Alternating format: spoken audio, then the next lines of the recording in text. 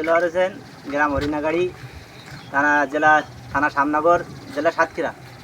আমি সাতক্ষীরা 6 আসনে গাজী নজরুল ইসলামের অপকর্মের কারণে আমি এই দলটাকে পার্বত্য দিয়ে আমি একজন কর্মী ছিলাম, কিন্তু সেদিকে বাদ দিয়ে আমি কোনো রাজনীতি করবো না বা কোনো দলের সমর্থন করবো না। এই জন্য দুধ দিয়ে গোল করছি।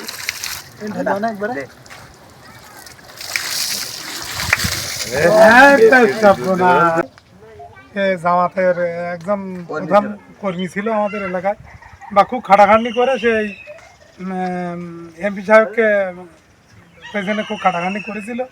কিন্তু এই এমপি সাহেব এই দুর্ঘটনার কারণে, অপকর্মের কারণে সে মনের জোশাকে সে আজকে দল থেকে পদত্যাগ করিয়েছে এবং দুধ দিয়ে গোসল করে সেই দল ত্যাগ করিয়েছে। এক লাইটেই নিশ্চিন্তে চলে দিনের পর দিন। Walton emergency bulb, the best emergency bulb. Gazi Nazrul Islam যে একটি অনৈতিক কাজ এবং অপকর্মের সাথে লিপ্ত হয়েছে, এটা আপনারা দেখেছেন বিভিন্ন মিডিয়ায় এটা প্রচার হয়েছে এবং এটা প্রমাণিত হয়েছে। দল ইতিমধ্যে তাকে বহিষ্কার করেছে। তো এই জন্য সে খুবই মর্মাহত এবং আমরা সবাই এই শ্যামনগর এবং তথা এই অঞ্চলের মানুষ সবাই মর্মাহত এবং আমরা এটাকে ধিক্কার জানাই এবং নিন্দা জানাই।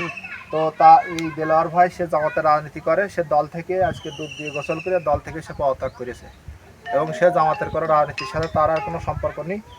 তো আমরাও এই গাজী নজরুল ইসলামের এই যে 4 আসনের এমপি হিসেবে তাকে দেখতে চাই না, তাকে দ্রুত পদত্যাগের আহ্বান জানাচ্ছি।